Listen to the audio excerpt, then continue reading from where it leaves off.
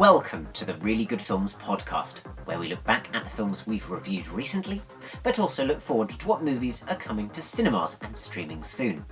Firstly, we'll look at the original review of each film, followed by some extra thoughts. Don't worry about spoilers, as this podcast is spoiler-free. This episode's films were screened at last month's BFI London Film Festival, so there's plenty of variety. From the restoration of the British classic Watership Down, to the buddy comedy A Real Pain, and finally the intense biopic Maria. Now we know what's coming up, let's look at the original review of Watership Down.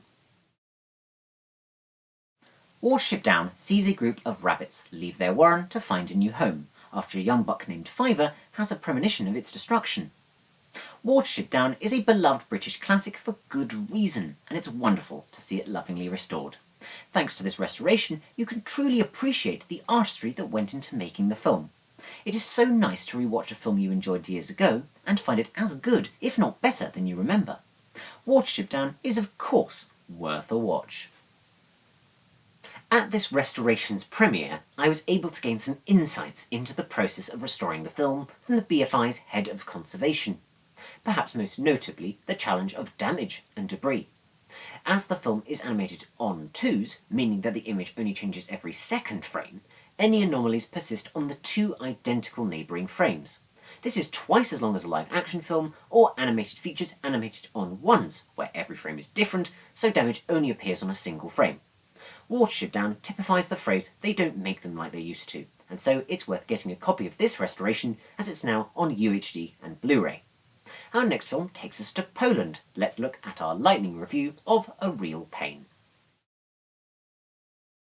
A Real Pain follows a pair of mismatched cousins who reunite for a tour around Poland to honour their beloved grandmother. A Real Pain's lead characters are polar opposites, one a serial charmer, the other a restrained introvert. Since their relationship is the focus of the film, it's crucial that Kieran Culkin and Jesse Eisenberg are convincing and the audience connects with their characters. Thankfully, this is very much the case, and the film strikes a good balance between the highs and lows of the cousins' relationship, and so A Real Pain is a well-crafted film that is very much worth a watch. A Real Pain has a balancing act on its hands. Kieran Culkin's character Benji could have really irritated the audience with his fluctuating moods and overly friendly demeanour, and to a lesser extent Jesse Eisenberg's David could have come across as a neurotic buzzkill. Luckily, the characters' quirks are extremely well handled, and I was impressed by the lead performances, which seem suitably grounded. The characters feel like fully realised and vulnerable people who you could imagine existing beyond the film's events. The movie is also very funny, which helps balance out the more sombre and intense moments. A Real Pain is worth adding to your watch list. Our last extended review is the biopic Maria. Let's look at my initial thoughts on the film.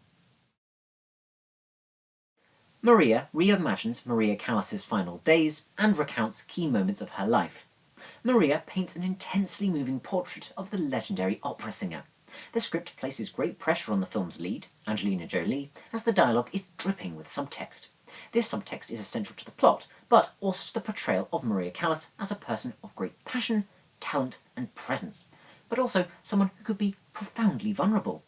Angelina Jolie is extraordinary, making us sympathise with her version of this legend, while also showing how strong Maria Callas was. Maria isn't a film for the faint of heart, but its outstanding depiction of the superlative singer means it's worth a watch.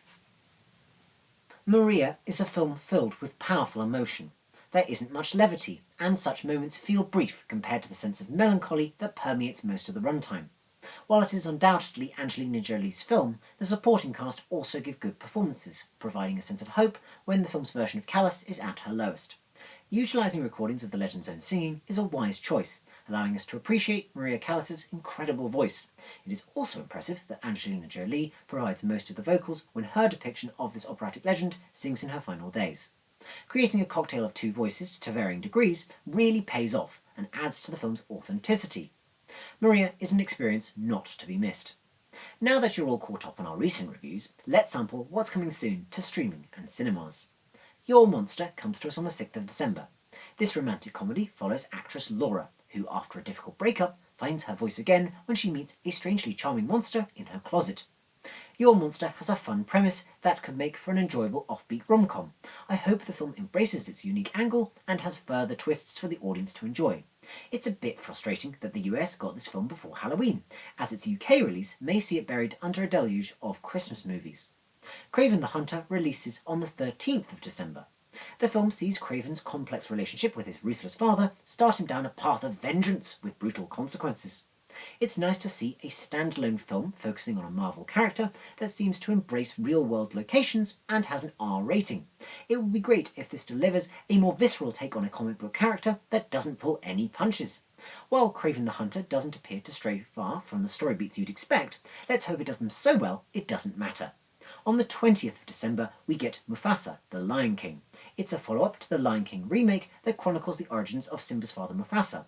This isn't the first time Disney has made a sequel to The Lion King, having followed up the 1994 classic with 2 direct-to-video features and more recently a TV series. A Mufasa origin story should be able to expand upon the world of The Lion King while effectively exploring the conflict between Mufasa and Scar established in the original story. I'm cautiously optimistic that this sequel will deliver a solid experience for families this winter. Well, that's it for this episode of the Really Good Films podcast. I hope you've enjoyed it. If you want more from Really Good Films, don't forget to follow us on social media, and of course subscribe to the podcast too, wherever you get your podcasts.